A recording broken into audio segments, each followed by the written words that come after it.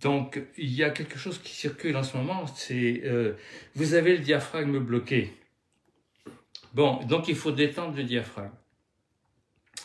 C'est exactement comme si on vous disait, vous avez coincé votre doigt dans la porte, il faut détendre votre doigt. Ben non, si vous voulez que votre doigt aille mieux, il faut ouvrir la porte. Ça, c'est bien comme image. Ben ça, oui. c'est bien. On va inciter là-dessus. Donc, si j'ai mal au doigt parce que le doigt il est coincé, c'est pas détendre le doigt qui va être important. Le doigt. C'est comme je veux dire, un chien qui aboie. C'est peut-être parce qu'on est en train de lui marcher sur la queue. Donc, c'est pas besoin de lui mettre une muselière. On peut commencer déjà à arrêter de lui marcher sur la queue aussi. Hein, voilà. Donc, si vous considérez que le diaphragme... Ouais, alors je vais passer de l'autre côté de la caméra pour pouvoir bien filmer. Ça, c'est important. Donc ça, c'est une cloche de cerf. Non, mais... Oui. Pas d'avatar, merci. On nous dit qu'on nous veut en vrai. Donc, on nous dit, voilà, ça c'est donc c'est une cage thoracique. Voilà, ça serait censé dans laquelle le diaphragme... Montre-nous sur toi, exactement. La cage thoracique. Cage thoracique. C'est là où il y a les côtes. Clavicule, manubrium, côte supérieure, côte basse, qui sont reliées au sternum par un cartilage commun. Les deux dernières paires de côtes flottantes qui sont dans notre dos. Ok, ça c'est la cage au niveau thoracique. des reins organes. Voilà, donc du coup, ça n'a pas une forme de cloche, c'est plus plat. Cage thoracique. Diaphragme dans la cage thoracique. Donc le diaphragme, ça fait comme une cloche. Comme une cloche, mais vous voyez qu'il est très légèrement... C'est ouvert, la cage thoracique, elle serait ouverte ici, au niveau du sternum. Oui, parce que ça remonte devant. Ok. Vous pouvez toujours détendre le diaphragme si vous le mettez dans cette position-là. Dans une cambrure haute. Dans une cambrure haute. Alors, on va tous faire la cambrure haute. Il faut aller doucement, c'est pas comme d'habitude. Voilà, on va tous faire la cambrure haute. Voilà, la cambrure haute, c'est quoi? C'est qu'on est comme ça. Alors, faites avec nous. Alors, peut-être que vous y êtes déjà, mais accentuez. Accentuez la cambrure haute et immédiatement... Ah, moi, j'étouffe. Ça va provoquer une montée du menton et votre respiration est bloquée. Vous pouvez toujours essayer de détendre le diaphragme si vous êtes toujours en tension entre vos omoplates. En tension entre vos omoplates. C'est ça la cambrure haute. Voilà, alors moi ça me fait étouffer, hein. Je vous le dis tout de suite. Hein. Après, là on l'a caricaturé volontairement, mais peut-être que vous y êtes déjà. Peut-être que vous êtes comme ça, en projection de côte, en cambrure haute tout le temps. Peut-être que vous êtes assis par terre et que quand même pour avoir vraiment un air de yogi, alors soit vous êtes effondré. Bah, c'est pas plus mal. C'est pas plus mal. Mais on ne tiendra pas très longtemps. Mais c'est pas plus mal. Hein? C'est-à-dire que là, si vous voyez de profil, je suis en train de me faire une syphose dans le dos. Je vais faire le profil. Je suis en train de me faire une syphose dans le dos. Ça fait une bosse dans le dos. Et une hyperlordose cervicale. Voilà, parce qu'il est assis par terre. Bon, mais si je veux vraiment donner une bonne image de moi, professeur de yoga, je vais me redresser avec mon dos. Contraction du dos et cambrure haute. Bon, on peut essayer avec toi. Hein. Je me mets là aussi. Essayez de faire en même temps. Je fais aussi. Je suis assis comme ça. Alors, autant être avachi, en fait. Et si je me redresse avec le dos... C'est une tension terrible dans le milieu du dos. D'ailleurs, j'ai tendance à me mettre un peu en avant pour me soulager. Ou on est un peu en arrière, mais c'est super fatigant. Ou on est un peu en arrière. Alors, il y en a qui ont l'idée de dire, eh ben, si vous avez une cambrure haute, vous avez qu'à rétroverser votre bassin pour diminuer la cambrure. Autrement dit, encore une fois, on va traiter le symptôme et pas la cause. C'est comme le doigt dans la porte. Ouais. Alors ça, on va réexpliquer. Parce qu'il faut bien que tout le monde comprenne, en fait, ce truc-là. Parce qu'il y a plein de fausses bonnes idées qui circulent. Et pourquoi il y a plein de fausses bonnes idées qui circulent? Parce que le mental est rusé. Le mental est rusé. Le mental, il fait tout pour nous détourner de ce qui est juste et de ce qui est bon pour nous. Hein. Donc, je suis assise comme ça, par terre, parce que prof de yoga, souvent, on se met par terre. Voilà. Alors, soit je suis avachie, mais ça me plaît pas, je me redresse avec le dos, j'étouffe. Mais bon, je tiens, j'ai les élèves devant. Et je me dis, ah ben tiens, je vais rétroverser parce que j'ai trop de tension. Je rétroverse. Bah, c'est une fausse bonne idée. Tu rétroverses, mais immédiatement ton menton s'est Voilà. avancé. Et ça me fait mal ici. Ça me fait mal aussi parce que ça me comprime les cervicales ici. Alors, on va développer ça. Mais qui est-ce qui a eu cette merveilleuse idée de penser qu'on était cambré, trop cambré, au lieu de dire vous êtes cambré trop haut? Oui, alors ça, c'est important aussi d'expliquer ça. Hein. Et qui a eu cette merveilleuse idée de dire, puisque vous êtes cambré trop haut, il faut basculer le bassin. Il faut rétroverser vos lombaires, c'est-à-dire les amener dans une position qui n'est pas anatomique. Mais le mental est rusé. Non mais sérieux, hein. Les Yoga Sutras, ça va s'interpréter jusque-là. Le mental, il n'est pas capable de créer un corps humain. Le mental n'a pas cette capacité-là.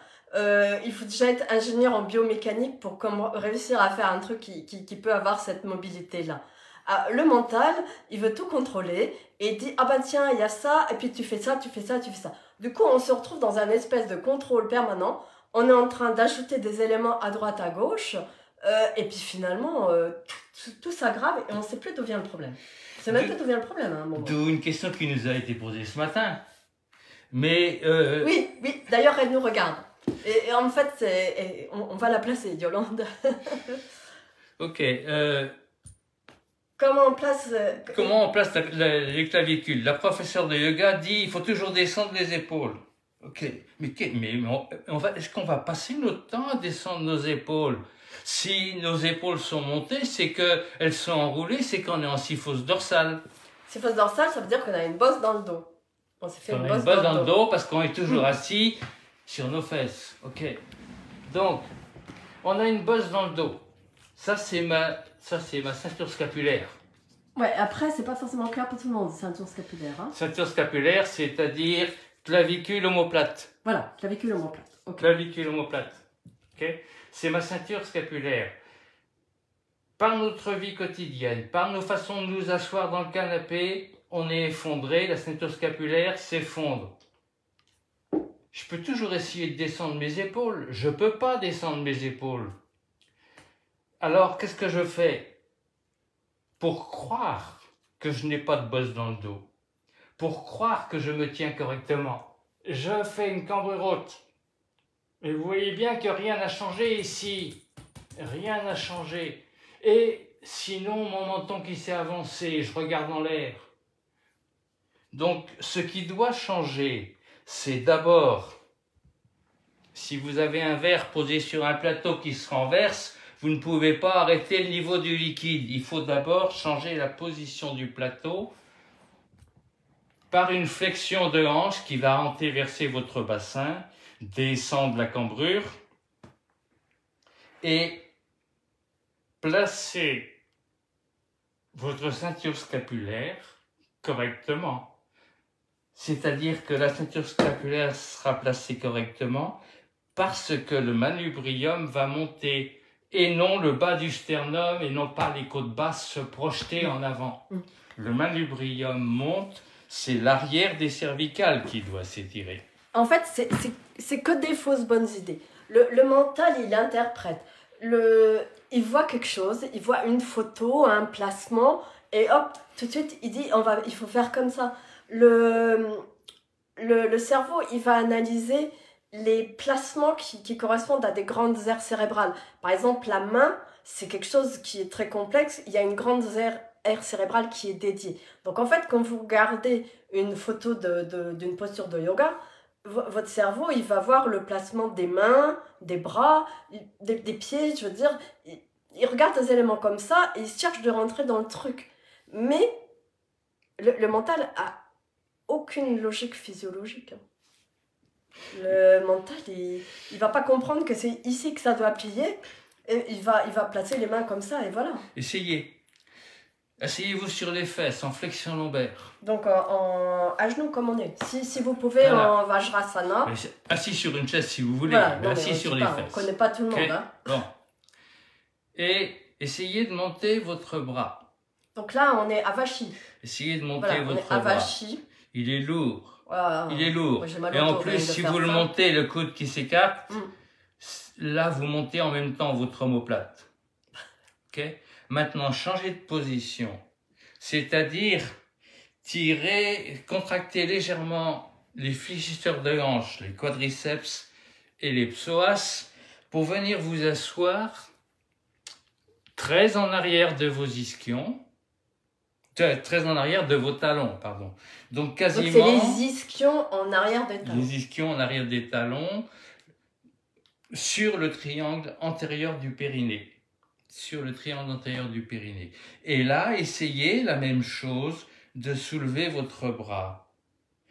Je ne dis pas de monter le bras tendu, bloqué. Je dis avancez votre coude.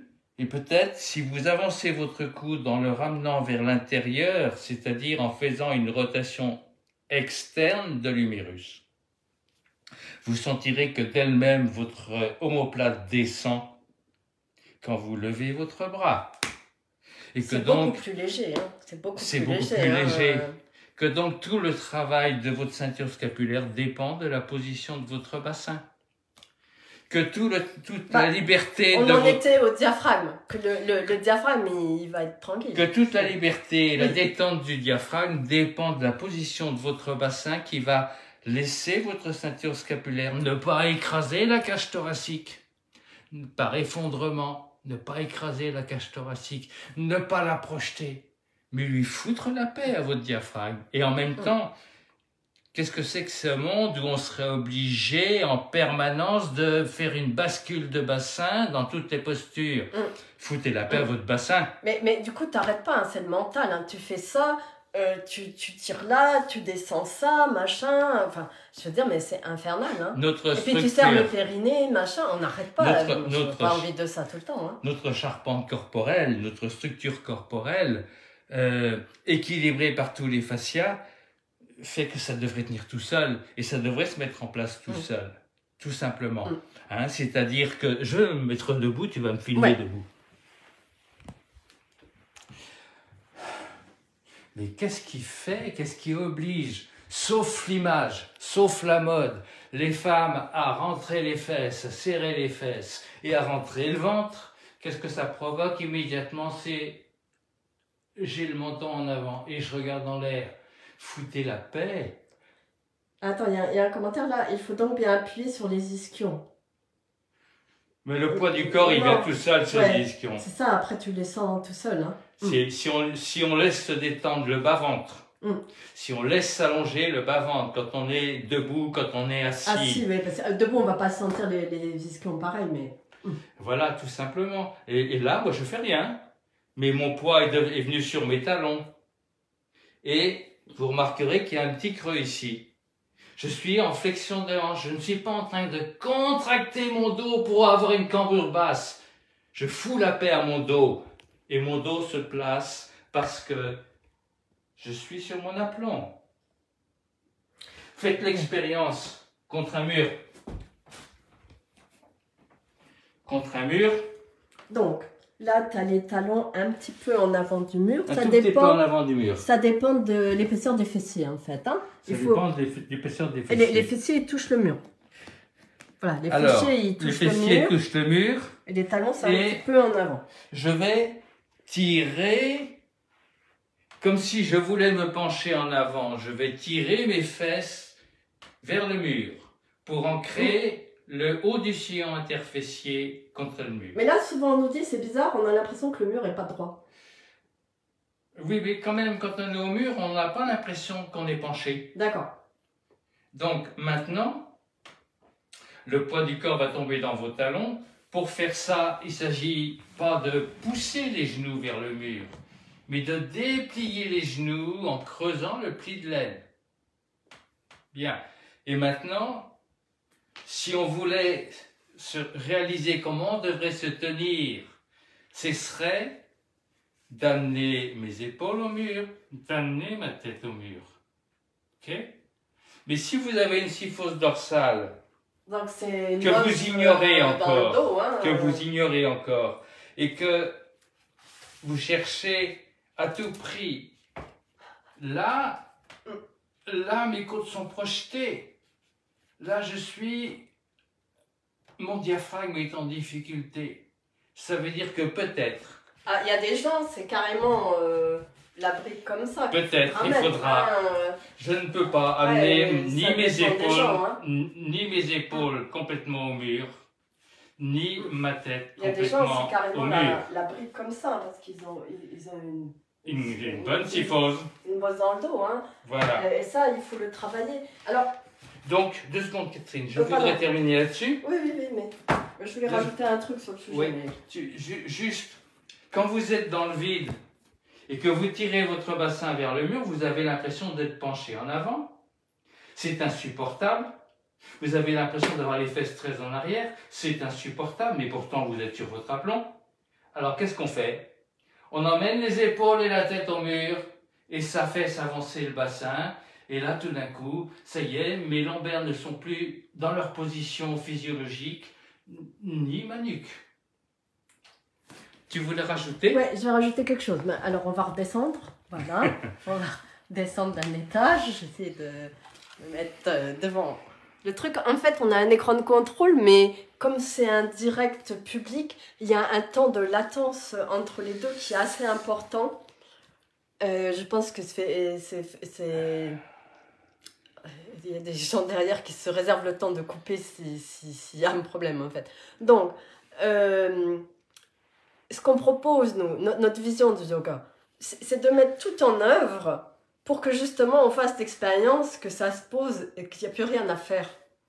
On n'est pas en train de vouloir tout le temps bricoler, en fait. C'est ça. Et qu'on puisse vraiment avoir accès à des moments de calme profond, parce que tout à coup, le corps se pose. Là, on va être tout à coup dans un état méditatif, parce qu'on est sur une posture qui va être juste. Et là, on est en Vajrasana tous les deux, elle est juste, notre posture, on respire bien, on est bien placé. Une posture qui va être juste. On n'est pas en train de se dire, là, il faut que je serre les fesses, le Mula Bandha, sinon je vais avoir des fuites. D'abord, dans cette posture juste, le périnée est bien placé, donc il est présent. Ouais, il bouge tout seul. Il bouge tout seul, quand je vous parle, il bouge. Et ensuite, votre respiration devient physiologique, c'est-à-dire que les côtes s'élargissent, l'inspire monte tranquillement, l'expire du bas vers le haut, comme dans Kapalabhati. Il n'y a aucune raison, sauf si il n'y a aucune raison de respirer. Je prends l'air, je vide, je m'effondre. Ça, c'était bon autrefois à la gymnastique. Ouais, ça fait des dégâts, hein, mais c'est notre époque. Alors, moi, j'aime bien une image de Dominique Martin. Il dit que c'est une élévation de la cage thoracique et non pas une projection de la cage thoracique. Hein. Et les mots, c'est important. Et ça, des fois, ça parle. Ce côté-là de élévation de la cage thoracique et non pas projection. Ça te parle aussi? Oui. Voilà. Donc, nous, on est vraiment dans l'idée de faire l'expérience du yoga à tout moment dans la vie parce que ça va être le placement juste va faire qu'il y a une énergie qui va circuler, qu'il y a un moment qui se crée comme ça. C'est-à-dire que quand le placement est juste, sur chaque respiration, il y a une petite ondulation du rachis qui vient corriger en permanence la position. C'est pas nous qui tenons à tout prix et qui bloquons tout. Pas de rigidité. Et quand on regarde les mammifères, hein, les animaux mammifères en particulier, en fait, quand ils n'ont pas été trop déformés par les humains, tout est juste. Le chat, il va regarder et tout à coup, paf, il y a une explosion comme ça, enfin une puissance dans les pattes arrière, une détente et hop, il grimpe dans l'arbre. Et il est déjà en haut. Il y a quelque chose de cet ordre-là qu'on recherche et qui nous semble être tellement perdu avec le mental qui va nous obliger toutes sortes de gestuels et de stratégies, en fait. De stratégie. Voilà, hein, toutes ces stratégies. Après, vous avez les stratégies quand vous commencez à avoir mal, vous sentez qu'il y a quelque chose, vous avez une pointe ici, machin, une pointe douloureuse et tout. Il y a des stratégies d'évitement qui se mettent en place avec des compensations à n'en plus finir. Des fois, on reçoit des gens dans les bilans posturaux yoga ici et qu'ils ont commencé à avoir mal à un endroit. Mais des fois, c'est pas grand-chose. Hein. Il suffit une verrue plantaire un peu... Mal placé. Un peu douloureuse comme ça, le temps de réussir à s'en débarrasser, ça déforme la marche, ça déforme, on commence à avoir mal au genou de l'autre côté, ça crée des douleurs au niveau des hanches, des sacroiliaques, enfin c'est des compensations énormes. On est un peu après comme une pelote de laine, il faut tirer les fils pour progressivement soulager tout ça. Est-ce qu'il y a des réactions un petit peu? Je jette un œil. Non, bon, on nous dit bonjour. D'autres questions, merci. Bon, alors, je vais reprendre les questions de ma liste. Oui. J'essaie d'essayer dans la pièce à côté. Bon, ça va te revenir. Non, mais sinon... Il y avait bien une question sur la position des pieds dans tricot et dans... Oui. On va aller là-dessus. Alors, effectivement, il y a une question parce que nous, on fait pas forcément tout comme ce qui est habituel. C'est-à-dire que on nous demande pourquoi nous, on ne fait pas mettre le pied perpendiculaire au tapis, notamment dans le guerrier 2 et également dans le tricône. Hein, on peut le voir, donc on va vous expliquer pourquoi. Alors, donc déjà qu'on comprenne bien ce que c'est que ce placement... Du coup... Placement du pied arrière, moi je fais avec un petit écart. Oui. Je vais changer de côté. Oui, non, mais là c'est juste vraiment, en fait, voilà. Okay. Donc souvent ce qu'on voit, et la question c'est... on voit souvent la réflexion, en fait, elle est puisque il faut essayer de garder le bassin de face, ben, ça va être plus facile de garder le bassin de face si le pied est de face, perpendiculaire à l'axe du tapis. Ok. Regardez mon pied dans cette position-là. Bon, moi je vais dire... il a bien tendance à s'effondrer. C'est pas terrible, hein. Alors, qu'est-ce que ça veut dire un pied qui s'effondre, hein? Bon, on va doucement. Donc, le pied qui s'effondre, ça veut dire que là, moi, j'arrive plus à passer les doigts ici. Normalement, mets ton pied pas effondré. Là, je peux passer les doigts. Parce qu'il y a l'arche ici, qui est la voûte plantaire, en fait, qui est normale. Et là, quand on met le pied perpendiculaire au tapis, ben, ça devient quand même difficile. C'est ça l'effondrement de la voûte plantaire. Voilà, donc il sera intéressant de rentrer le pied à peu près de 30 degrés parce que maintenant j'ai de l'énergie suffisante pour amener de la rotation externe de mon fémur. Rotation externe de mon fémur. Et vous voyez comment ça fait bouger toute ma cheville. Ok? Comment de la cheville, du pied jusqu'à la hanche, et comment ça va positionner tout mon rachis. J'en profite pour dire, ceux qui ont des difficultés à rentrer le pied, et qui pour rentrer leur pied font un truc comme ça, avec une compensation dans le dos, eh bien, cessez et sortez votre talon. C'est-à-dire, vous ferez quand même une action de rotation interne du fémur. Mais ça va être plus facile, effectivement. Mais ça va être plus facile, il ne va pas y avoir de problème dans le dos. Ensuite, c'est bien parce que j'ai fermé un peu la porte que je peux l'ouvrir maintenant. Si la porte était déjà ouverte, je n'ai plus aucune action possible pour l'ouvrir davantage. C'est-à-dire pour amener cette position de rotation externe qui va positionner mon bassin. Que ce soit dans tricône, que ce soit dans Vira 2, voilà.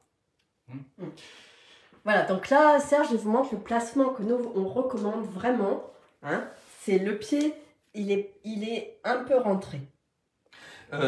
Ou le talon sorti. Méfiez-vous de ceci. Tac. Là, je tends mon genou. Hein. Et dès que je tends mon genou à bloc, mes côtes sont projetées parce que mon quadriceps n'est pas suffisamment étiré, probablement.